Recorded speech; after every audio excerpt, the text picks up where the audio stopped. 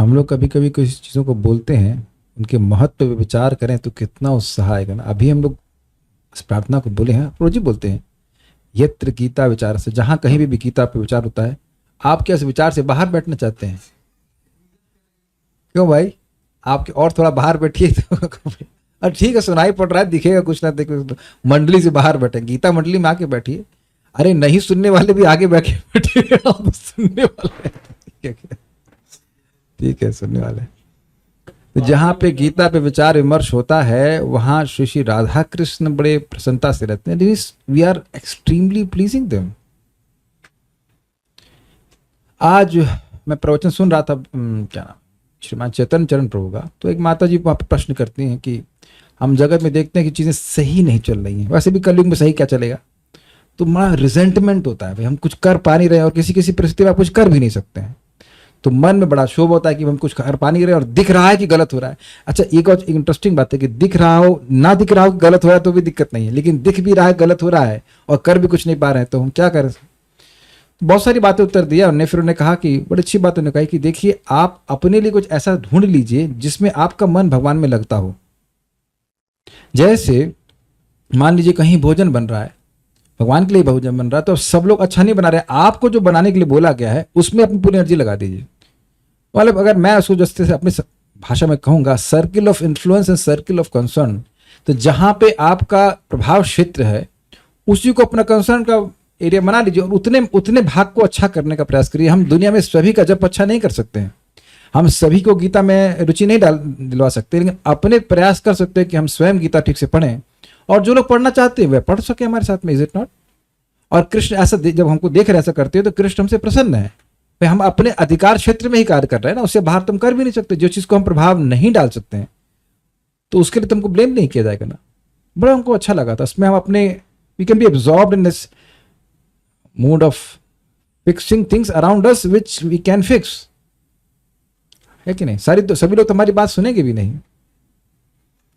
Okay, बहुत सारी बातें बताएंगी थी। निवेदन है कि आप लोग उसको अंग्रेजी जानते हैं, कुछ लोग अंग्रेजी नहीं जानते, इसलिए बता रहा हूँ। बहुत अच्छी बात उन्होंने बताई थी, बहुत अच्छी बात। मैंने कहा कि देखिए, अपने जीवन में अगर हम ट्रांसफॉर्मेशन चाहते हैं, चेतना में ट्रांसफॉर्मेशन चाहिए, तो ए बता रहे थे, ए इज एसोसिएशन, सुना होगा आपने। और एसोसिएशन के साथ उन्होंने बताया था एस्पिरेशन। एस्पिरेशन व्यक्ति भक्तों की संगति के द्वारा ही प्राप्त करता है। जिन लोगों की संगति करते हैं उनकी एस्पिरेशन हमारे हृदय में आने लगती है। समझ रहे ना बात? और उसके बाद उन्होंने कहा कि एसोसिएशन भी है, ठीक है, लेकिन कभी कभी एसोसिएशन नहीं भी मिलता है, तब हम क्या करेंगे? कहीं हम ऐसा कार्य ना कर बैठे जिससे हमारी चेतना की दुर्गति हो, तो तब I, that means intelligence. M को समझा रहे थे। A means association and I means intelligence. आपकी खुद की बुद्धि भी होनी चाहिए। और बड़ी सुंदर बात उन्होंने जीव गोस्वामी जी को कोट करते हुए कहा। मैं श्लोक तो नहीं कोट कर सकता, श्लोक उन्होंने भी नहीं कोट किया, कुछ प्रीति संदर्भ से बोल रहे थे कि जब तक हमें भगवत प्रीति नहीं मिल जाती तब तक बुद्धि, यानी कृष्ण भावना भावित बुद्धि, हमको प्रोपेल करती है भक्ति में। बहुत सुंदर शब्द था वो, प्रोपेल। समझते थे, शिप है, उसके पीछे एक प्रोपेलर लगा होता है, वो घूमता है तो शिप आगे बढ़ता है, नहीं तो शिप वहीं स्थिर हो जाएगा या किसी डायरेक्शन में जाएगा। प्रोपेल केवल आगे नहीं बढ़ा रहा है, वो एक विशेष दिशा में आप बढ़ाता है, आप प्रोपेलर की तरह कार्य करता है। समझ रहे ना बात शिप का? तो बुद्धि के उन्होंने बहुत अच्छी बात बताई कि बुद्धि के दो फंक्शन है, guidance and guiding and guarding. बुद्धि हमें गाइड भी करती है और गार्ड भी करती है। गाइडिंग मतलब किस दिशा में अपनी इंद्रियों को चलाना है, किस दिशा में अपने मन को हम धावित होने दें, ये। और गार्डिंग यानी रक्षा कार्य करती है, किस कार्य को हमें नहीं करना है। डूज एंड डोंट्स दोनों में ही बुद्धि कार्य करती है कि नहीं करती है। और आप क्या कह सकते हैं ऐसा कि आप ऐसा नहीं कर रहे हैं? हम सभी लोग आज यहाँ पे गीता क्लास में आए बुद्धि का उपयोग करके। ऐसा भी तो नहीं है कि आप गीता पढ़ रहे हैं और एकदम रोमांचित हो जा रहे हैं, भगवान एकदम आपको सामने दिख रहे हैं, राधा कृष्ण, ऐसा नहीं हो रहा है। लेकिन बुद्धि के द्वारा निर्णय कर रहे हैं, और यह बुद्धि शास्त्र से मिलती है। इसलिए शास्त्र सुनने का उद्देश्य क्या है? हम ऐसी बुद्धि मिले, आध्यात्मिक बुद्धि के, हम लोग उसको क्या सुने थे, ददामी बुद्धि योग, बुद्धि योग ऐसा प्राप्त हो जिसके द्वारा व्यक्ति अपनी इंद्रियों को कैसे चलाए मान करे वह सीखे। क्योंकि हर इंद्रिय के कार्य की रिकॉर्डिंग हो रही है और उसका आपको भुगतान करना पड़ेगा। जैसे भगवान न करे कभी हो, ना कभी होने वाला है सर।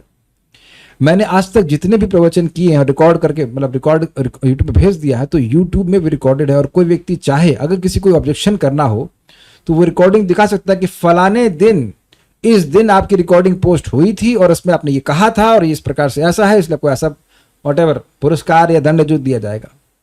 तो यूट्यूब में ऐसा सामर्थ्य है, तो हमको अपनी बुद्धि लगा लेनी चाहिए कि हमारी हर बात रिकॉर्ड हो रही है, हर एक्शन रिकॉर्ड हो रहा है। Is it not?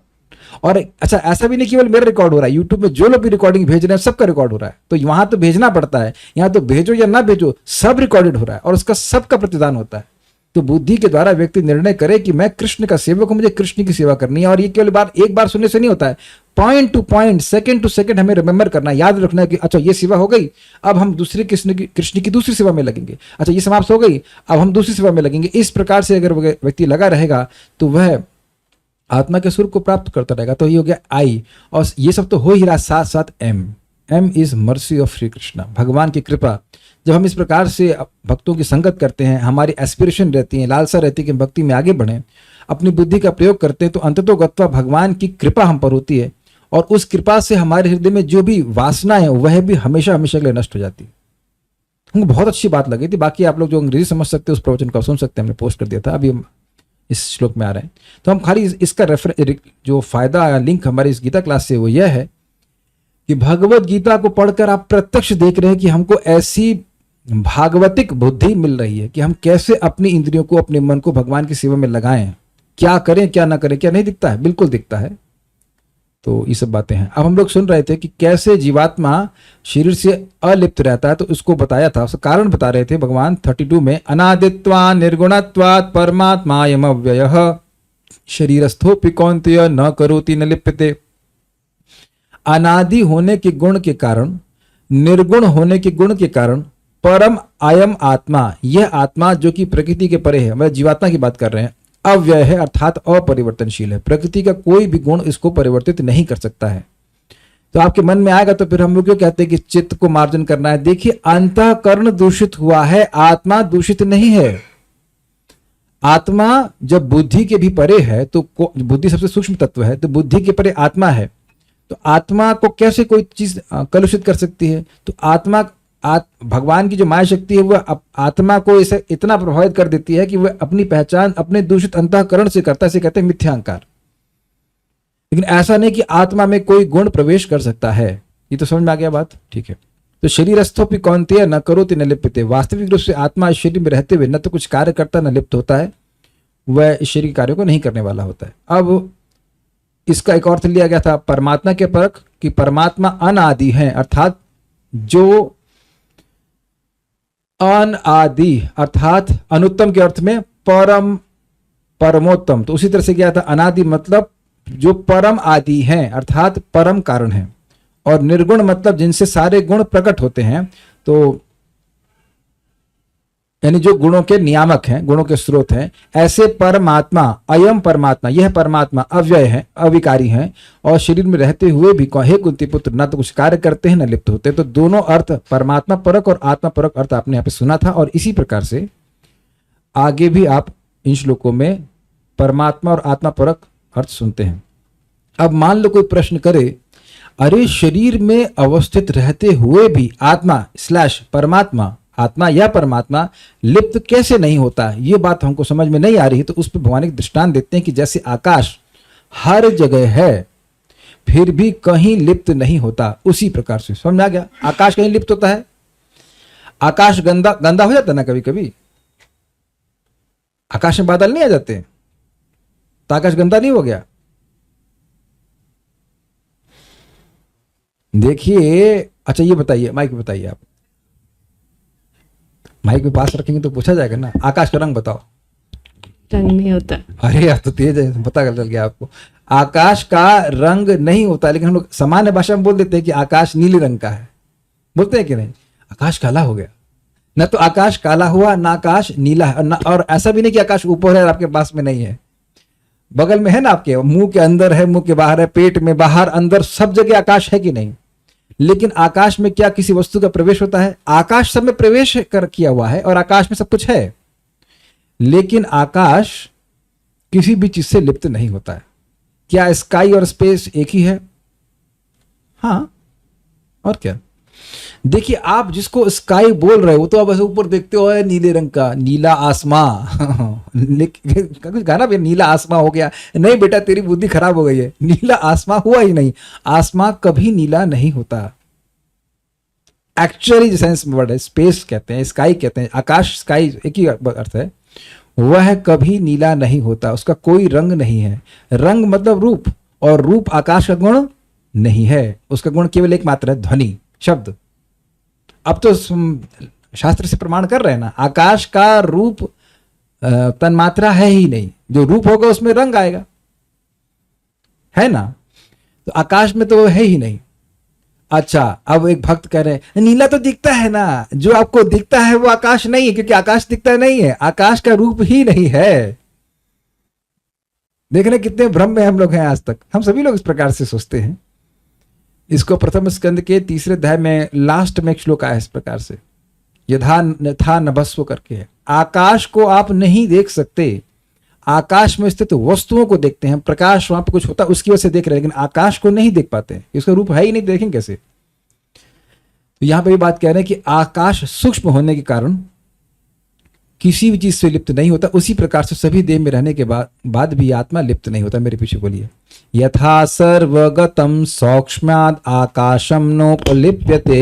यथा सर्वगतं सौक्ष्म्यात् आकाशं नोपलिप्यते। सर्वत्रावस्थितो देहे तथात्मानोपलिप्यते। सर्वत्रावस्थितो देहे तथात्मानोपलिप्यते। यथा सर्वगतं सौक्ष्म्याद आकाशम नोपलिप्यते। यथा सर्वगतं सौक्ष्म्यात् आकाशं नोपलिप्यते। सर्वत्रावस्थितो देहे तथात्मानोपलिप्यते। सर्वत्रावस्थितो देहे तथात्मानोपलिप्यते। यथा सर्वगतं सौक्ष्म्यात् आकाशं नोपलिप्यते।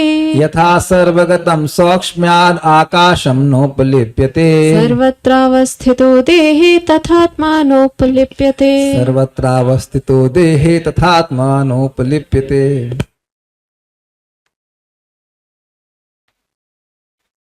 यद्यपि आकाश सर्वव्यापी है, किंतु अपनी सूक्ष्म प्रकृति के कारण किसी वस्तु से लिप्त नहीं होता। इसी तरह ब्रह्म दृष्टि में स्थित आत्मा शरीर में स्थित रहते हुए भी शरीर से लिप्त नहीं होता। तो यहाँ पे बड़ा स्पष्ट प्रपात आत्मा परक अर्थ ले रहे हैं कि जो व्यक्ति ब्रह्म भाव को प्राप्त हो गया है वह लिप्त नहीं होता। अच्छा, इससे यह अपनी लिप्तता दिख रही है हमको। मैं जब श्लोक को देख रहा था ये बात सोची नहीं थी मैंने, लेकिन अब दिख रहा है कि मैं कितने माया में हूं। पता नहीं आप लोग को कितना लग रहा है, लेकिन हमको तो बहुत माया में लग रहे हैं। हाथ में दर्द होता है या शरीर में कुछ भी दर्द होता है तो कैसे हम कह देखते हैं हम भाई लिप्त नहीं है उससे। और सोच, मैं समझाने का प्रयास करता हूं, आकाश जैसे इस जगत की किसी वस्तु से बिल्कुल भी प्रभावित नहीं होता। आकाश इस जगत की किसी वस्तु से बिल्कुल प्रभावित नहीं होता। जरा से विचार कर लीजिए कि आकाश कितना प्रभावित नहीं होता। आकाश पे थूक दीजिए, प्रभावित नहीं होता। मल मूत्र विसर्जित करिए, आकाश करने का ट्राई मत कीजिए। बट जो पॉट है उसमें भी तो आकाश है। पॉट गंदा हो जाता है ना, पॉटी पॉट वाटर, वहां भी आकाश है। हर जगह कितने बम विस्फोट हो रहे हैं, क्या क्या नहीं, लोग गाली बक रहे हैं, सब कुछ हो रहा है, लेकिन आकाश को कुछ फर्क नहीं पड़ रहा। अब एक ये उन्हें ऑब्जेक्शन कर दिया कि जड़ है ना, पृथ्वी भी तो जड़ है। जड़ता के अर्थ में नहीं बोला गया, आप इसीलिए श्लोक को ठीक नहीं समझे। बहुत अच्छा किया आपने ये गलत बात बोली, क्योंकि हो सकता हो कि अन्य लोग भी सोच रहे हो कि केवल जड़ है ना इसलिए वो। देखिए, जड़ वस्तु भी प्रभावित होती है, लिप्त होती है कि नहीं। आप रोटी खाए ना, भी रोटी पानी से लिप्त नहीं होती तो रोटी बन जाती है आपके लिए, हाँ या ना? नहीं बनती। तो रोटी तो जड़ है, लेकिन पानी से लिप्त हो रही है कि नहीं हो रही? क्योंकि पानी से वो अधिक स्थूल है, इसलिए पानी उसमें प्रवेश करता है, पानी से लिप्त हो रही। पानी न मट्टी से लिप्त नहीं होता है।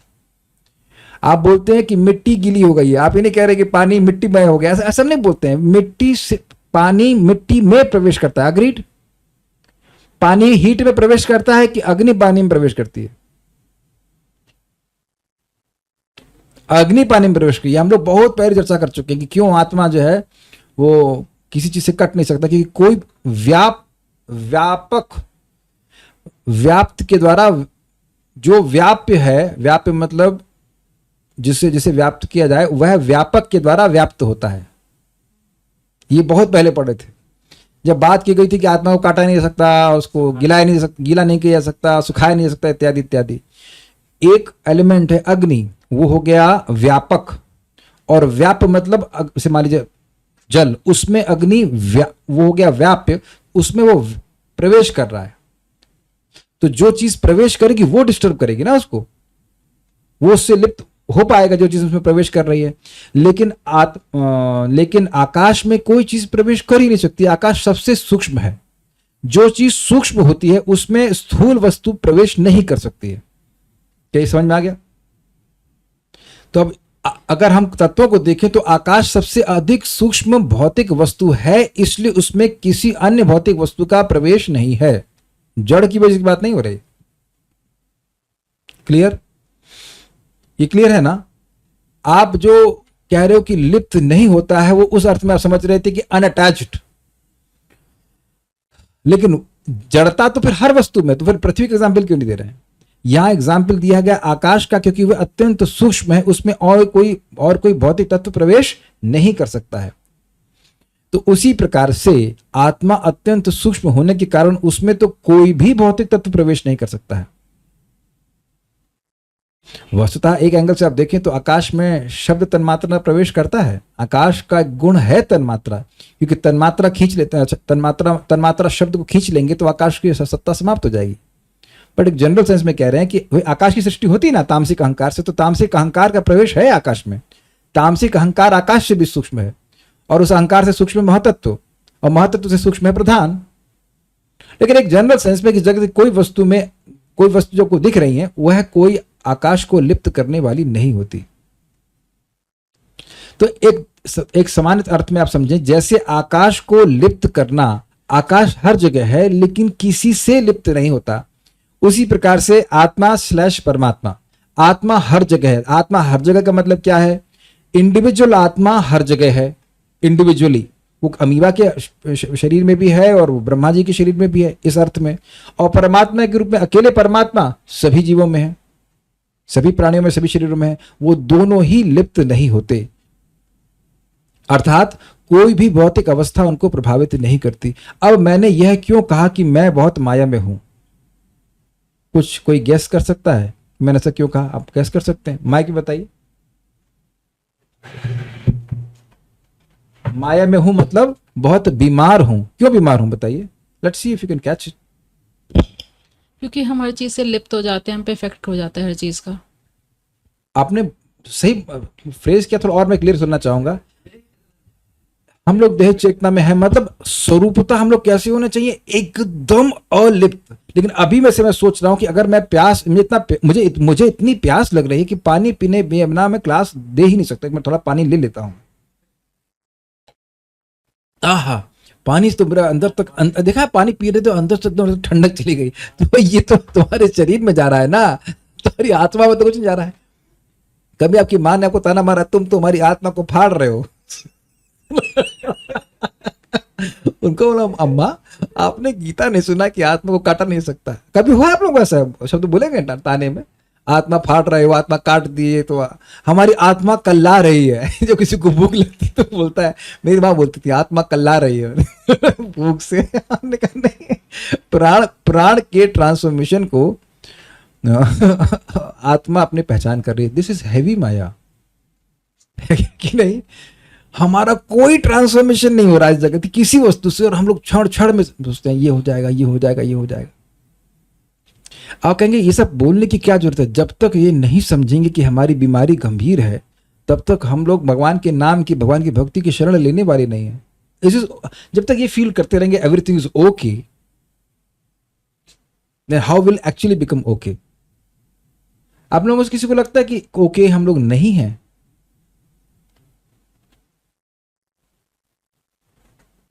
जिस व्यक्ति ने हाथ खड़ा किया है उसको पता नहीं कि आधा पेट भोजन करना चाहिए।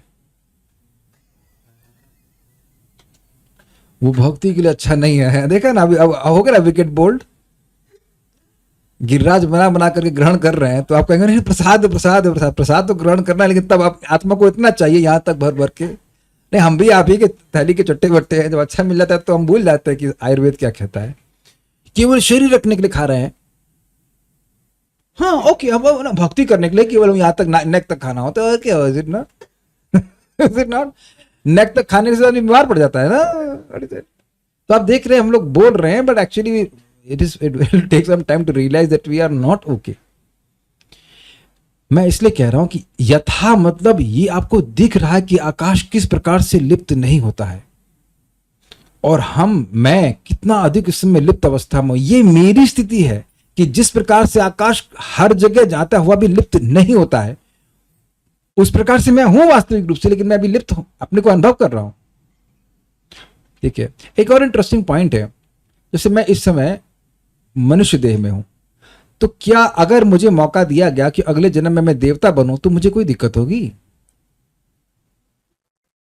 अरे भक्ति के एंगल की बात नहीं कर रहा हूं मैं, क्या उस देह में रहने में मुझे कोई दिक्कत होगी? मान लो सूर्यलोक में भेज दिया जाए, आप जाइए वहां पे रहिए, यहां तो अरे यहाँ तो एसी मिल रहा है, वहां सूर्यलोक में कैसे रहूंगा? वहां के देह से मुझे कोई प्रभाव नहीं पड़ता। इस एंगल से देख लीजिए कितना मजेदार है। अब पिछले जन्म में मालूम है स्त्री था, गधा था, या कुछ भी था, या आप लोग भी कुछ और ही रहे होंगे, इस रूप में तो नहीं थे। उस रूप से एक सेकंड में चेंज करके दूसरा शरीर में भेज देता है। आत्मा अगर वाकई शरीरों से प्रभावित हो रहा होता तो वो एक शरीर में रहने के बाद दूसरे शरीर में रह नहीं पाता। और इसी जीवन में देख लीजिए, जो बचपन का शरीर था वो गया, और अब जो शरीर है वो पहले से अधिक रोगी है। Is it not? ओरिजिनली भगवान इंजन ठीक से बना के देते हैं, लीवर वगैरह, उसके बाद हम सब खराब कर देते हैं गलत तेल डाल के उसमें। तो अब उसमें भी तो रह ही रहा है। क्या मेरी बात आप समझ पा रहे हैं कैसे आत्मा लिप्त नहीं होता शरीर से? मैं समझा पा रहा हूं कि आप ये स्वीकार करते हैं कि आत्मा इस पूरे ब्रह्मांड में किसी भी शरीर में रह सकता है। ब्रह्मांड भ्रमित कोनो भाग्यवान जीव। तो अगर किसी भी शरीर से अफेक्ट हो रहा होता तो किसी एक शरीर में जाके आत्मा कह देता कि मैं यहाँ पे रह ही नहीं सकता, क्योंकि मुझे इस शरीर में, ये शरीर मेरे लिए रहने लायक ही नहीं है। अरे नरक में भी रह पा रहा है, जिसे दिखा रहा है कि आत्मा शरीर से प्रभावित होता नहीं है वस्तुतः। नरक में भी तो आकाश है कि नहीं? इसीलिए तो कह रहे सर्वगतः, सर्वगत, जो चीज बाह्य वस्तु एटमॉस्फेयर से प्रभावित हो ही नहीं, वही सर्वग हो सकती है। अग्नि को आप, हम लोग बर्नर जलाते ही होंगे, तो बर्नर को आप गंगा जी के अंदर भी जला लेंगे बताइए? नहीं, वहां नहीं जला सकते ना, तो वहां पे अग्नि का प्रवेश नहीं हो सकता है।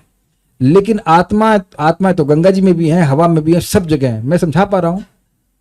जैसे आकाश सब जगह है, यथा सर्वगतम, जिस प्रकार सर्वत्र अवस्थित आकाशम, आकाश सूक्ष्मयात, सूक्ष्म होने के कारण, मैंने समझा दिया सूक्ष्म होने के कारण मतलब उसमें किसी चीज का प्रवेश हो ही नहीं सकता है, इसी कारण न उपलिप्यते, लिप्त नहीं होता है। तथा उसी प्रकार सर्वत्र देहे अवस्थित, सर्वत्र देह में अवस्थित आत्मा, अर्थात आत्मा न उपलिप्यते, दैहिक गुण दोष आदि से लिप्त नहीं होता है। देखिए समझने का प्रयास कीजिए, बिल्कुल स्पष्ट समझाएगा उपलिप्त का मतलब क्या है।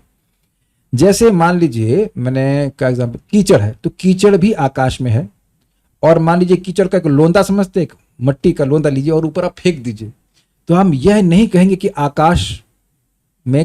आकाश कीचड़मय हो गया। Is it okay? तो उसी प्रकार से जो भी शरीर के ट्रांसफॉर्मेशन हो रहे हैं, उससे आत्मा कितना प्रभावित होता है? आत्मा बिल्कुल प्रभावित नहीं होता। ना तो आत्मा को बुखार होता है, ना आत्मा मोटा होता है, ना आत्मा पतला होता है। ये जो हम बोलते हैं वह अविद्या की बातें बोलते हैं कि मेरा वजन कम हो गया है, मेरा वजन बढ़ गया है। और इसको एक उदाहरण से समझ लीजिए कि हो सकता है इसमें इस समय आप में जो भी भक्त बैठे हैं उनमें से किसी के कपड़े में खोता लगा हो, खोता समझते हैं आप, हल्का सा फट गया हो, और आप उसको कोई ध्यान भी ना दे रहे हो। ऐसा हुआ है कभी आप लोग संग? मंदिर चले गए, वो कोई अरे कोई कपड़ा हल्का सा फटा है। ऐसे मैं अभी एक दिन बरसात में चले गए थोड़ा उत्साह में, तो पूरा जो धोती थी पीछे से गंदी हो गई, तो धोती अपने को कहाँ दिखाई पड़ रही है। अगर धोती पे कुछ छींटे पड़े हैं तो आप ऐसा तो नहीं उल्टे तो भगवान का उल्टा दर्शन तो करते नहीं है कि भगवान जी वो भगवान कहे तुम्हारी धोती गंदी लग रही हो, हु केयर्स, आपको दिख नहीं रहा है और आपको फर्क भी नहीं पड़ रहा है। ना तो आपको दिख रहा है और ना ही आपको फर्क पड़ रहा है। आप मेरे संग ऐसा हुआ है, आप लोग संग कभी ऐसा हुआ होगा? अच्छा, ऐसा भी कभी हुआ होगा कि हल्का सा जो हम लोग ऐसे धोती कुर्ता पहन रहे हैं तो कुर्ता मैच नहीं करता है धोती से, कलर नहीं मैच करता है, और भैया मंगल आरती पहुंचना जब वो देखना है कि अब ये देखिए कलर मैच कर रहा है, हम भाग जाते हैं वहां पे। लोग कहते हैं क्या पहन लिए, ऊपर जूट का पहन लिए, नीचे कॉटन का पहन लिए। तो आप कहेंगे वो व्हाट डू आई केयर, यानी कि उस समय आप देख रहे हैं कि हमारी ऐसी चेतना है कि हम प्रभावित नहीं है, लेकिन कुछ लोग इतने ज्यादा लिप्त होते हैं कि वो, माता जी की बात कर रहा हूँ, लिपस्टिक लगाएंगी तो वो जो बैग है उसका कलर लिपस्टिक से मैच करना चाहिए और चप्पल भी मैच करनी चाहिए, तो वहां के कलर, अरे हम अपने मन से नहीं कह रहे हैं, हम डिवोटी को बात कर रहे हैं। और वही कोई मतलब वो अपने को वानप्रस्थ आश्रम में कह रही थी भैया, अच्छा वानप्रस्थ आश्रम है तो सब मैच करा रहे हैं। तो अब मैच करा रहे हैं तो यद्यपि लिपस्टिक लगाना और उसका बैग का और चप्पल का आपकी भक्ति से कोई मतलब नहीं है, लेकिन चेतना थोड़ी डाउन है, इस कारण से व्यक्ति इस प्रकार से प्रभावित हो रहा है। अब मेरी बात समझा पा रहा हूं आप लोग नहीं?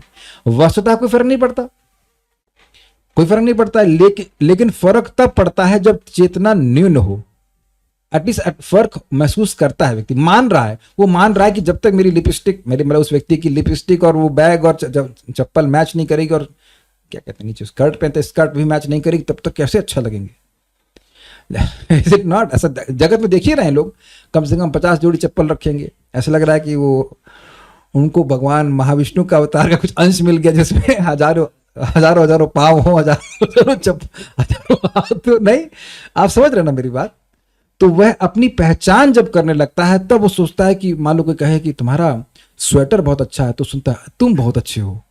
आपने ऐसा फील किया कभी जब कोई बोले अरे आपका स्वेटर बड़ा अच्छा लग रहा है, तो आप कहते थैंक यू, तो स्वेटर का गुणगान कर रहे हैं, स्वेटर तुम ना बनाए ना कुछ किए, पैसे दे करके लेके आ गए और तुम सोचने लगे हाँ भाई मैं अच्छा लग रहा हूं, तो ये अज्ञान है ना भाई। तो जैसे हम अपने कपड़ों से पहचान करते हैं वो भी एक अज्ञान है, उसी प्रकार से व्यक्ति अपने देह से पहचान करता है। तो अभी मैंने पानी पिया तो मैं सोच रहा हूँ कि ये पानी मेरे पास जा रहा है या मुझ में जा रहा है, जबकि मेरे देह में जा रहा है। देह की आवश्यकता उसको पूर्ण करना पड़ता है, दैट इज ओके। तो कह रहे कि ऐसा जो व्यक्ति ब्रह्मदृष्टि में स्थित हो गया वह समझता है कि आत्मा इस प्रकार से लिप्त नहीं है।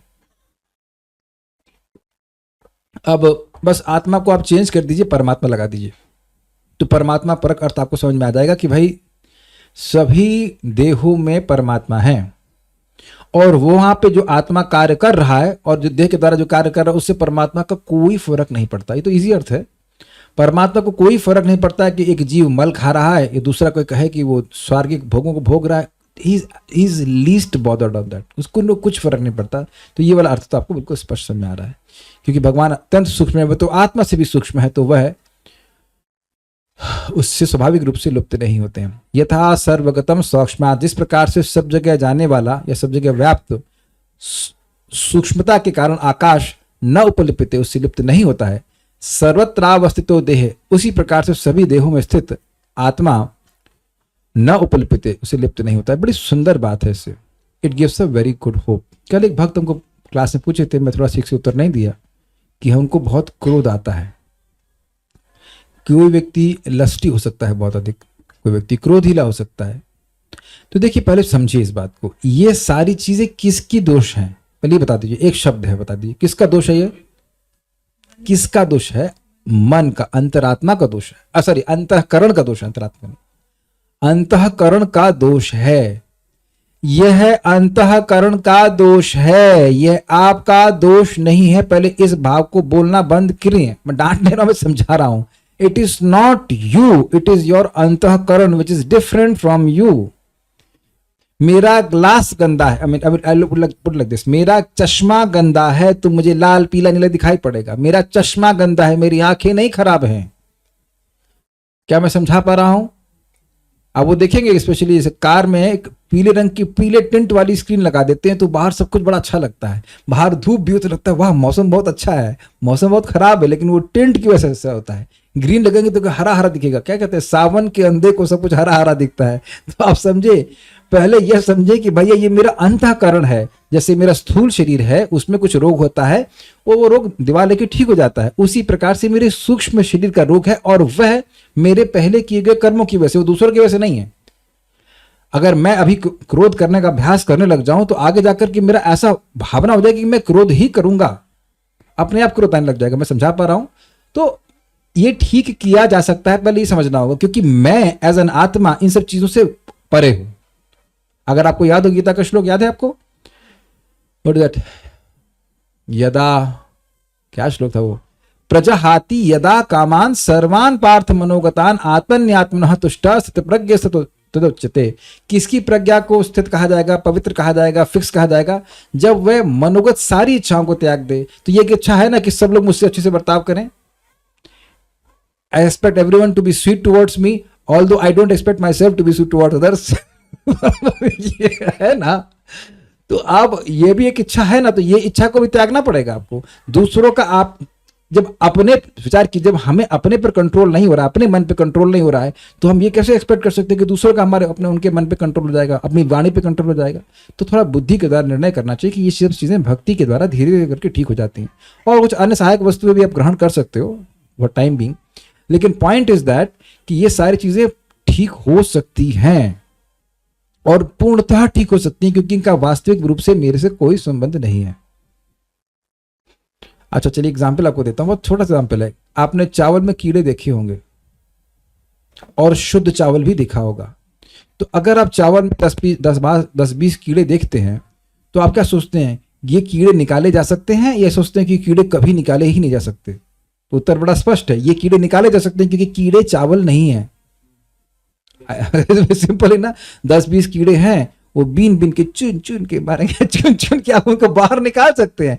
जस्ट बी केयरफुल कि हमको कीड़े नहीं बॉयल करने हैं। Is it not just simple example? नहीं। तो उसी तरह से भक्ति करते करते सारे अनर्थ, नाम संकीर्तन होते सर्व अनर्थ नाश, सर्व अनर्थ नाश। जिस अनर्थ को आप सोच रहे हैं कि नहीं हो सकता है, वह भी नाम प्रभु नष्ट कर देते हैं। और इस सब का लिंक समझ रहे हैं? क्योंकि ये सारी चीजें आत्मा में नहीं है, ये उसके अंतःकरण के दोष हैं, काम क्रोध लोभ इत्यादि। तो भगवान का नाम अंतःकरण को शुद्ध कर देगा। चेतो दर्पण मार्जनम, आत्मा मार्जनम की बात नहीं कर रहे हैं। आत्मा, वो जो चित्त है, उसका अंतःकरण वह शुद्ध किया जा रहा है। आप इस बात को समझने का प्रयास कीजिए। आत्मा है, परमात्मा है, और बीच में ये जो अंतःकरण है वो क्या है? वह एक दर्पण के समान है। तो भगवान उधर क्यों नहीं दिखाई पड़ रहे हैं? क्योंकि दर्पण गंदा है। तो दर्पण जैसे जैसे साफ होता जाएगा, भगवान देखते जाएंगे। अगर आपको याद हो तो भगवान क्या बोलते हैं, आत्मभावस्तु ज्ञान दीपेन भास्वता तेषाम एवानुकम पार्थम अहम अज्ञानज्वम तमः नाश्यामि आत्मभावस्थो ज्ञान दीपेन भास्वता। जो लोग भगवान के श्रवण कीर्तन में रुचि रखते हैं, उन पर ही कृपा करने के लिए भगवान कहते हैं कि मैं उनके आत्मभावस्थ अर्थात उनकी बुद्धि में स्थित होकर, बुद्धि में स्थित होकर के ज्ञान के दीपक से सारा ज्ञान नष्ट कर देता हूं। तो वो अज्ञान है कहां? अज्ञान लॉज है, अज्ञान स्थित है कहां पे? हमारे अंतःकरण में, हमारे चित्त में। तो ये मैं बार बार बोल रहा हूं कि आत्मा का वस्तुतः इस शरीर से और इसके सूक्ष्म शरीर से भी कोई संबंध नहीं है। केवल मिथ्या अहंकार के कारण प्रभावित होने से वह अपने आप को इस देह से, अपने सूक्ष्म देह से पहचान कर रहा है, अन्यथा उसका कोई मतलब नहीं है। जैसे मैंने आपको लिपस्टिक वाले एग्जाम्पल समझा दिया था, है ना। यहाँ पे बहुत सारे आत्म साक्षात्कारी पुरुष हैं, माता जी लोग हैं, जो लिपस्टिक के बारे में कभी सोचती भी नहीं होंगे। हो सकता है कुछ लोगों को पता भी नहीं लिपस्टिक क्या है, तो ऐसी चेतना है। और कुछ लोग मतलब घर के बाहर वीडियो ऑन करने से पहले ही सोचेंगे कभी लिपस्टिक है कि नहीं। तो it's a matter of consciousness, है कि नहीं। बहुत से माता जी लोग भी सोचने लग रहे होंगे ना कि ये क्या है, लिपस्टिक लगाना है, तिलक लगा ले, यही बहुत बड़ी बात है, लिपस्टिक क्यों लगाती हैं माता जी। शायद इस स्तर पे पहुंच गई होंगी, और कुछ अभी थोड़ा सा प्रगतिशील है। But point is that in सब का हमसे कोई संबंध नहीं है। लिपस्टिक का देह से कोई, जैसे लिपस्टिक का देह से कोई संबंध नहीं है, वस्तुतः कोई संबंध नहीं है, उस तरह उसी प्रकार से आत्मा का एग्जाम्पल अच्छा नहीं आया ना, but it's just in the consciousness that you think that it is making you good और समथिंग लाइक दैट, वैसा कह लीजिए। और एग्जाम्पल आप समझ सकते हैं कि जैसे स्कूटर को अब यूज करते हो, लेकिन स्कूटर से अटैच नहीं होते हैं। कुछ लोग बहुत अपनी बाइक से अटैच होते हैं, उसको पोछेंगे और ये करेंगे वो करेंगे। Yes, so this is difference between using things and identifying with this things. तो जैसे स्कूटर आपके शरीर का भाग बिल्कुल नहीं है, बिल्कुल नहीं है, उसी प्रकार से इसीलिए हम स्कूटर को छोड़कर यहाँ बैठ सकते हैं, नहीं तो स्कूटर लेके बैठना पड़ता है ना। उसी प्रकार से आत्मा बिल्कुल भी लिप्त नहीं है इस शरीर से। हमको ये बहुत प्रेरणादायक लगता है, क्योंकि लगता है ऐसा, कभी कभी लगता है कि भौतिक इच्छाओं को हम कभी त्याग ही नहीं सकते हैं, लेकिन ऐसा नहीं है। भौतिक इच्छा को क्यों त्याग सकते हैं? क्योंकि वस्तुतः इनका प्रवेश केवल मेरे अंतःकरण में, आत्मा में नहीं है। अंतःकरण को शुद्ध करते चले जाए भगवान की भक्ति करके, तो सब अपने आप चली जाएंगे। ओके, सारार्थ दर्शनी यहां दृष्टांत देते हुए कह रहे हैं, यथा सर्वत्र, अर्थात कीचड़ इत्यादि में अवस्थित आकाश असंग वशतः, असंग वशतः मतलब कभी वह से आसक्त नहीं, चिपकता नहीं है, कीचड़ इत्यादि से लिप्त अथवा संयुक्त नहीं होता, उसी प्रकार परमात्मा देह से संबंधित गुण दोष से लिप्त नहीं होते। ये मैं फिर रिपीट कर रहा हूं, देह से संबंधित गुण दोष से लिप्त नहीं होते, समझे? सूक्ष्म या स्थूल देह के जो भी दोष हैं, स्थूल देह के तो आपको दिख ही रहे हैं, और सूक्ष्म देह के क्या है? काम, क्रोध, लोभ, मोह, मद, मात्सर्य, ये सब आत्मा से का कुछ, इससे कोई प्रभाव नहीं पड़ता। गीता भूषण टीका, यदि जीव शरीर में स्थित है तो यह कैसे होता है कि वह इस शरीर के गुणों से प्रभावित नहीं होता है? उत्तर देते हैं, जिस प्रकार से आकाश यद्यपि हर जगह है, यथा कीचड़ और अन्य अशुद्ध वस्तुओं में भी, फिर भी वह उनके गुणों से प्रभावित नहीं होता, क्योंकि वह अति सूक्ष्म होता है। उसी प्रकार जीव यद्यपि उच्च व नीच शरीरों में अवस्थित रहता है, सर्वत्र का मतलब होता है देवता का शरीर या फिर एक निम्न कीट का शरीर,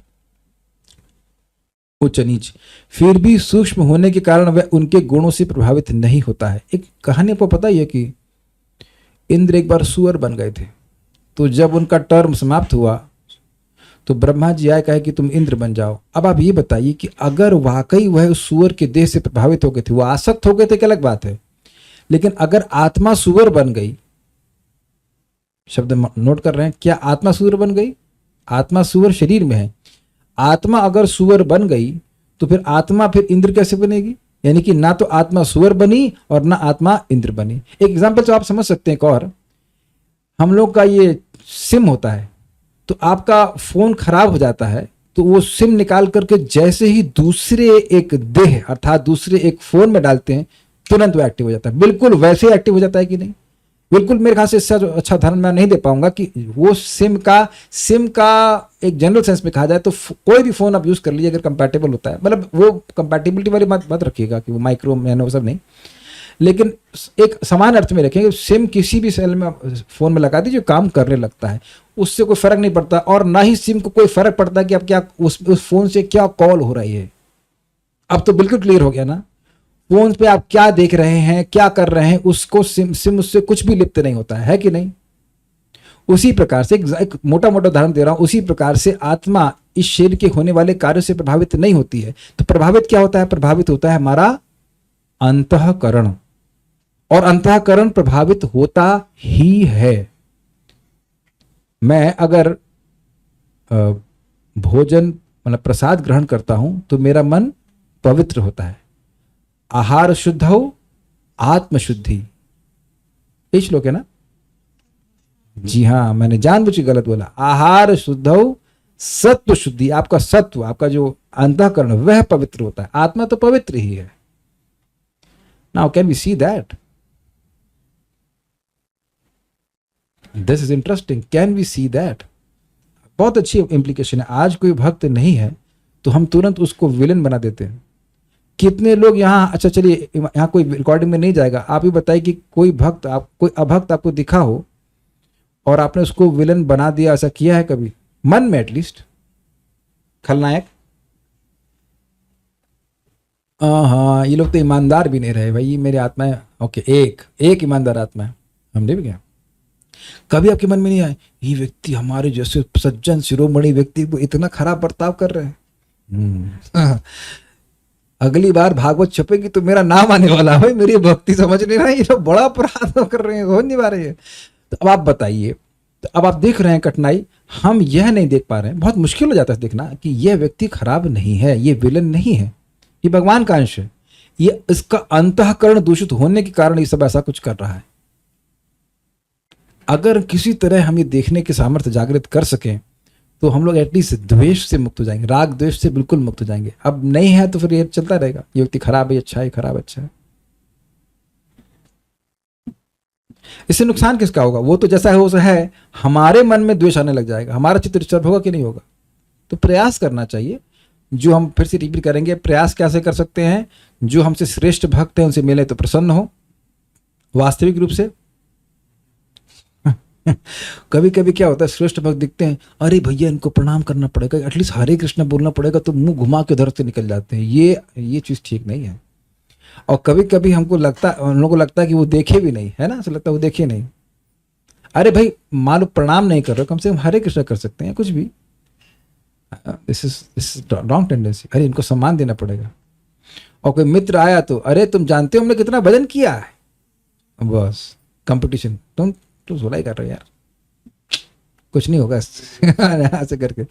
और उसके बाद हम तो 2 बजे उठते हैं, तो ये करते हैं, कुछ भी किसी तरह से भी आप हम अहंकार कर सकते हैं। और जो निम्न व्यक्ति हमसे, तुम अभी आए हो आज, क्या जानते हो तुम? कुछ नहीं जानते, ये है, और उसको दबा देना बेचारे। और जो द्वेषी है उससे द्वेष करना, तो ये फिर अगर हम ऐसा करेंगे तो गड़बड़ हो जाएगा। करना क्या है, जो श्रेष्ठ व्यक्ति हैं उनसे मेरे तो सम्मान करें, उनसे रियली प्रसन्नता होनी चाहिए। पता है सिंपल सिस्टम क्या है, कोई रियली आप किसी भक्त को अप्रिशिएट करते हैं, मान लीजिए इस पर मैं प्रवचन की बात कर रहा हूँ, हम लोग प्रवचन कर रहे हैं, हमने आज चरण प्रभु को सुना, यू फील जेन्युइनली हैप्पी, वाह इन पर रियली भगवान की कृपा है कि ऐसा भगवान के बारे में हमको बता पा रहे हैं। भले आप उस क्लास में ना हो, लेकिन आप ये गुण देखने लगे और हमें वाह, जेन्युइनली अप्रिशिएट करें। कोई भगवान के विग्रह को बहुत सुंदर से सजाए, भाई वाह, या भोजन बहुत अच्छा भगवान के लिए बनाए। कोई भी भक्त अगर भगवान की सेवा अच्छे से कर पा रहा है तो हम देखें भाई हाँ बहुत अच्छी बात, बहुत मन में अगर आपकी प्रसन्नता हो रही रही, तो आप समझिए कि भगवान की कृपा है, बहुत बड़ी कृपा है। ये हम द्वेष से मुक्त हो रहे हैं। ये दिख रहा है आपको, कोई साथ वाला आया, मित्र मिल गया, आप बिल्कुल गले से आपने लगा लिया, मतलब बहुत खुश हैं आप, तो यह भी भगवान की कृपा है कि हाँ हमारा हृदय शुद्ध हुआ है। We are not acting enviously with the equals. और जो कोई हमसे निम्न है उसमें हम कुछ खूब खुले दिल से बताएं कि हम पास जो भी ज्ञान, जो सामर्थ्य है, हम उसको बताएं, उसको हेल्प करें, फिर आप पर कृपा हुई। वहां भी आप दूसरे का उत्थान चाहते हैं, अग्रीड। और जो द्वेष कर रहा है उससे द्वेष नहीं करते, तो वो तो बहुत बड़ी कृपा हुई। जान रहे कि मूर्ख से पता ही नहीं क्या बोल रहा है वो। तुम अपना जीवन बर्बाद कर रहे हो भक्ति करके, अब उसको पता ही नहीं बर्बादी और आबादी का मतलब क्या होता है, तब क्या कहेंगे बताइए? जब किसी को पता ही नहीं है कि वो बोल क्या रहा है, can you mark my words? कोई पगला आके बोले लग जाए, जैसे हम लोग यहाँ से मंगल आरती जाते हैं तो कुत्ते भौंकने लगते हैं, ऐसा लग रहा है कि उनका कत्ल करने जा रहा है। उनको क्या समझाए? अब मैं उनको समझाने बैठू, भैया देखो ये मंगल आरती जा रहा है और भगवान को प्रणाम करें, उनको कौन समझाए बताइए? कोई कुत्ता भौंकने लग जाए तो बताइए उसको समझाएंगे? उसे पता ही नहीं, उसे लग रहा है भौंकना, उसको भौंकना परमो धर्म। तो कुछ लोग हैं ही इस प्रकार के पशु प्रवृत्ति की, आप भक्ति करेंगे वो संतुष्ट होंगे ही नहीं। तो उनके भौंकने, अगर मान लो भौंक भी रहे तो उसे आप द्वेष करेंगे, उनको समझाएंगे कि भाई मत भौंको, मत बोलो, आई एम सॉरी, भौंको नहीं, मत बोलो, क्या समझाएंगे आप बताइए? बड़ी सुंदर बात चैतन्य चरण प्रभु बोले कि अगर आपको सबको संतुष्ट करना है तो आप भक्ति मत करिए। ये क्या कहते, आइसक्रीम बेचिए, सबको संतुष्ट कर देंगे। लेकिन अगर आप भक्ति करने लगेंगे तो जरूर 2-4 लोग तो जरूर आपके मतलब अगेंस्ट जाएंगे। सभी लोग ऐसे अनुभव करेंगे नहीं, कुछ भी भक्ति में आप करेंगे, कुछ ना कुछ लोग तिया पाचा करने के लिए जरूर होंगे। तो अगर उनसे द्वेष करने बैठेंगे तो अपना चित्त डिस्टर्ब हो जाएगा ना। This is how we can actually try to practise this principles. भाई सामने वाला है, उसका वजह से बुद्धि वैसा बोल रहा है। तात्पर्य, वायु, जल, कीचड़, मल तथा अन्न, मैं गलत तरह से पढ़ा, वायु, जल, कीचड़, मल तथा अन्य वस्तु में प्रवेश करती है, फिर भी वह किसी वस्तु से लिप्त नहीं होती। उसी प्रकार से जीव विभिन्न प्रकार के शरीरों में स्थित होकर भी अपनी सूक्ष्म प्रकृति के कारण उनसे पृथक बना रहता है। ये सूक्ष्म और स्थूल वाली बात समझ में आ गई होगी। जो चीज स्थूल है वो सूक्ष्म में प्रवेश नहीं कर सकती। अंतःकरण हमारा होता है तो किसका होता है? ये प्रश्न आपके अंतःकरण में आए कि मेरे अंतःकरण में आए? अंतः मतलब अंदर, करण मतलब इंस्ट्रूमेंट। अच्छा है भाई। जो भोजन आपकी थाली में आए वो किसका होता है? वो तो आपका ही होता है ना, कि हमारा होता है? वो तो आपका होता है, अंतःकरण दूसरे का होगा। ठीक है। एक बात तो है, भक्त लोग मेरा खून बढ़ा देते हैं ऐसे क्यूट प्रश्न कर कर। वेरी नाइस, हंसने का मौका मिल जाता है। इसी प्रकार से जीव विभिन्न प्रकार के शरीर में स्थित होकर भी अपनी सूक्ष्म प्रकृति के कारण उनसे पृथक बना रहता है। अतः इन भौतिक आंखों से यह देख पाना असंभव है कि जीव किस प्रकार इस शरीर के संपर्क में है और शरीर के विनष्ट हो जाने पर वह उससे कैसे विलग हो जाता है। कोई भी विज्ञानी इसे निश्चित नहीं कर सकता। समझे आप? अगर कोई भौतिकतावादी दृष्टिकोण में ही रहेगा तो वह कभी नहीं समझ पाएगा।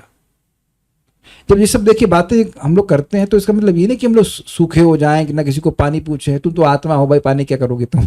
Is it not like that. लेकिन देखिए जैसे शरीर में रह रहा जीव, कोई मर गया, कोई मर सकता है, तो अब इससे इतना अभिभूत न हो जाए कि हाय क्या हुआ। देखिए बात ध्यान रखिएगा, ये सब टेस्टिंग होती। जैसे ही हम शोक से अभिभूत हुए भक्ति नहीं कर पाएंगे। ये हुआ है कभी जीवन में? होता है कभी कभी शोक से इतना अभिभूत हो जाए, क्या हो गया, मेरा बहुत नुकसान हो गया, मेरा बहुत बड़ा नुकसान हो गया, मैं खत्म हो गया, सब कुछ खत्म हो गया, ये या ओह कितना पैसा आ गया मेरा, कितना फायदा हो रहा है मेरा, तो फूलना चालू कर दिया। तो दोनों ही परिस्थिति में भजन गायब हो गया ना, क्षीण नहीं हुआ, गायब हो गया। पहले आप ये देखने का प्रयास कीजिए गायब हो गया कि नहीं गायब हो गया। मैं अपने जीवन से बहुत अच्छा अनुभव बता रहा हूं कि भगवान मुझे बीमार पड़ता है, लिटरली बीमार पड़ता है, नहीं तो मैं 3 साल पहले से कुछ मेरा तो खराब थोड़ा समय आया था, तो कुछ बीमार पड़ रहा था, तो सरन प्रभु बोले थे तुम बीमार तो कभी पड़ते नहीं थे। मैंने कहा यही अहंकार मेरे को भी था, क्या बुखार भी नहीं होता था, आराम से मंगल आरती पहुंचे, कभी 14 साल में 14 बार भी नहीं हुआ होगा, कभी बहुत रेयर बीमारी होती थी। कुछ एक बैड पैच आया, फिर भी हम प्रयास करते रहे कि खींच तान के कैसे न कैसे करके भक्ति होती रहे। अब उन सबका स्मरण भी नहीं होता। अगर शोक से अभिभूत हो जाए ना हम लोग कि ये हो गया वो हो गया, मैं जब कैसे करूंगा, मैं ये कैसे होगा, मतलब अब तो मैं जब कर ही नहीं सकता, इतनी बड़ी समस्या आ गई है कि मैं कुछ बोल ही नहीं सकता हूँ। यद्यपि मैं बार बार बोल रहा हूँ कि समस्या कितनी मुश्किल है, लेकिन मैं जब कैसे कर सकता हूँ, मैं तो बोल ही नहीं सकता ना, क्योंकि मैं बोल ही नहीं पा रहा हूँ। समस्या इतनी ज्यादा है कि मैं बोल ही नहीं सकता, केवल हरे कृष्ण नहीं बोल सकता हूँ, बाकी रो रो के बोलता रहूंगा। और एक और बता रहा हूँ, भगवान समस्या मेरी सॉल्व ना करे लेकिन मेरे आंसू सॉल्व कर देंगे, है ना, आंसुओं से सॉल्व हो जाती है सारी समस्याएं, तो हमारे आंसुओं से धुल के बह जाती है ना। आपको लग रहा हो कि मजाक कर रहे हैं, भगवान भागवत में कहते हैं कि रोने वाला व्यक्ति मूर्ख है, क्योंकि रोने से तो प्रॉब्लम सॉल्व भी नहीं होती है। तो बार बार सुनने के द्वारा किस जगह की कोई भी परिस्थिति हमको प्रभावित नहीं करती है। While we are in this world do the needful, जो आवश्यक है वो कीजिए, लेकिन शोक से परेशान मत होइए। ये भगवान नहीं कह रहे कि किसी भी चीज से लिप्त नहीं होता है लेकिन शोक से लिप्त जाता है, ऐसा नहीं है। वह शोक से लिप्त होना चाह रहा है, इसलिए वो खुद अपनी पहचान कर रहा है, इसलिए गीता को सुन करके व्यक्ति को इस प्रकार से भावनाओं से मुक्त होने का प्रयास करना चाहिए कि मुक्त हो सकते। कह रहे हैं कि अंतःकरण हमारा होता है क्या, जैसे शरीर हमारा नहीं होता है। शरीर हमारा नहीं है, लेकिन सूक्ष्म शरीर से हम अपनी पहचान तो कर ही रहे हैं ना। उस अंतःकरण के कारण ही तो भाई ये बाह्यकरण है और वो अंतःकरण है। अच्छा प्रश्न, दोनों ही हमको दिए गए हैं, लेकिन एक दूसरे अर्थ में देखें तो शरीर के जो कार्य हैं वो हम ही कर रहे हैं ना, उसके द्वारा भोग तो हम ही कर रहे हैं ना। अंतःकरण के द्वारा भी जो हमारा अंतःकरण उससे ऑपरेट तो हम ही कर रहे हैं ना, हमारी इच्छाएं तो अपने अंतःकरण के द्वारा हम पूरा कर रहे हैं। तो मेरा अंतःकरण मेरा हुआ ना, उस सेंस मत दीजिएगा कि मेरा अंतःकरण मेरा है ही नहीं। तो इतने रियलाइज हो जाएंगे तो कहना ही क्या। उतना रियलाइजेशन हो जाए कि मेरा अंतःकरण नहीं है, ये मेरा अंतःकरण है और मैं नहीं हूं। अभी तो हम ये मान रहे हैं कि ये अंतःकरण मेरा नहीं, मैं हूं ये अंतःकरण। अगर ये भी माने कि ये मेरा मन है तो भी चलेगा, हम तो मैं ही मन मान रहे हैं। आप में से किसी को फूड क्रेविंग हुई है कभी कि ये खाना ही है मीठा, तब सोचते हैं कि मेरी जीभ लालसा कर रही है कि ये मीठा खाना है, या बोलते हैं कि नहीं मुझे मीठा खाना है। बताइए, कह दीजिए कि आप, और कह दीजिए कि मेरे शरीर को नींद की डिमांड हो रही है, नहीं मुझे नींद आ रही है। तो आप देख रहे हैं कि अगर ये भी भावना हो कि मेरा है तो अज्ञान कम है। हम तो अभी इस अज्ञान में फंसे कि ये मैं हूं। हाँ, हम नहीं फंसे। अरे कम से कम तो समझो कि फंसे हुए हैं, तब तो बाहर निकलेंगे और कहने हम दलदल में नहीं है, सब कुछ ओके है, तो फिर ओके रहो दलदल में। Is it not?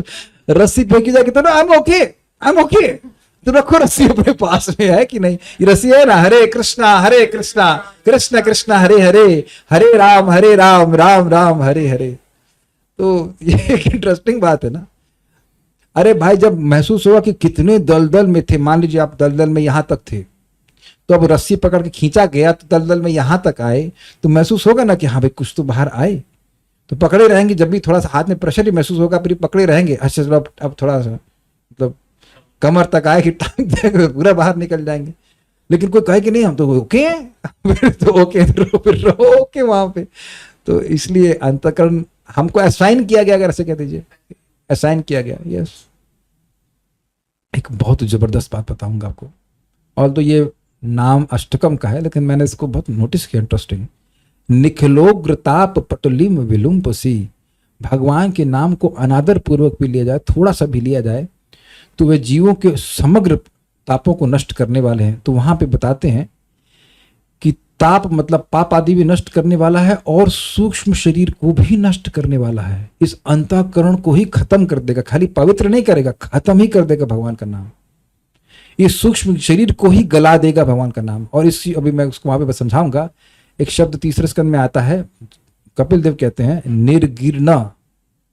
जैसे भोजन करते हैं, अगर जठराग्नि बड़ी प्रदीप्त होती है तो अपने आप ही पचा देती है भोजन को, ऐसे ही भक्ति करने से व्यक्ति का सूक्ष्म शरीर अपने आप ही गल के खत्म हो जाता है। हमको बहुत जबरदस्त लगा था भाई। काम फॉर एग्जाम्पल समझिए, ये कोई किसी घर में गुंडे हों तो काम क्रोध लोभ मोह मद मत्सर इत्यादि है, तो गुंडे तो तब रहेंगे ना जब घर रहेगा।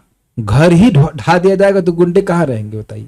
ये सूक्ष्म शरीर ही खत्म कर दिया जाएगा, तब आप लोग सोचेंगे आई तो हम काम कैसे करेंगे। तो भैया आपको सूक्ष्म शरीर से की जरूरत ही नहीं काम करने के लिए। सूक्ष्म शरीर की जरूरत इसलिए पड़ती है क्योंकि हम यहाँ जगत में भोग करना चाहते हैं। आध्यात्मिक जगत में कोई सूक्ष्म शरीर लेकर थोड़ा टहल रहा है।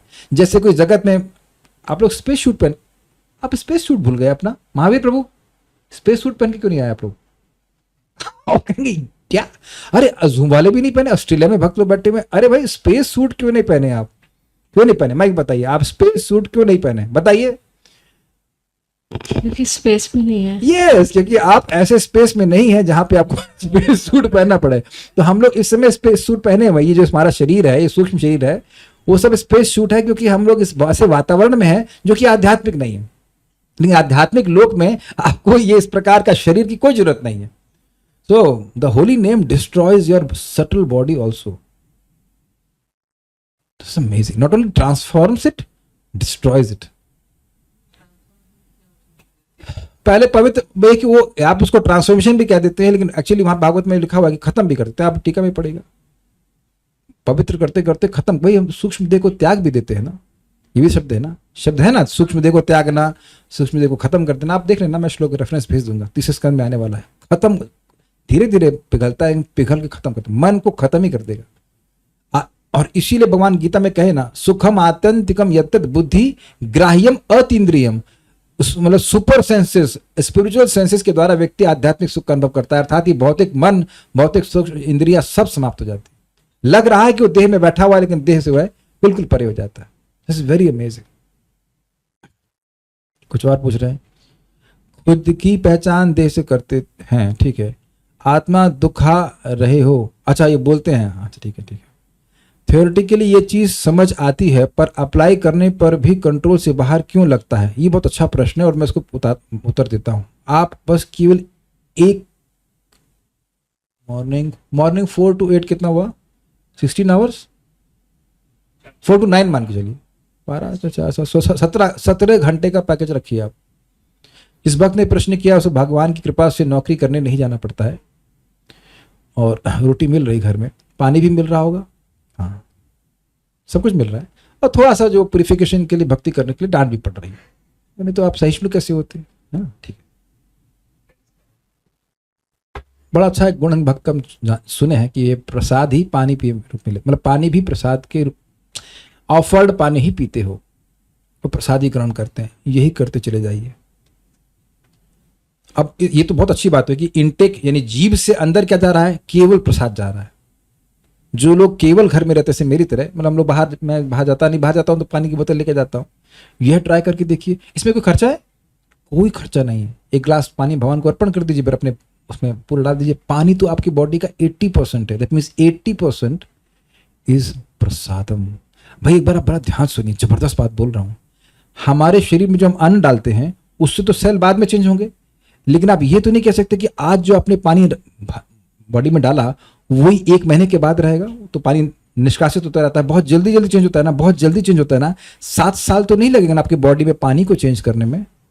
यानी कि 80% आपके शरीर में ओनली प्रसादम स्पिरिचुअल पानी है, अगर प्रसादम ही जल ग्रहण करते हैं।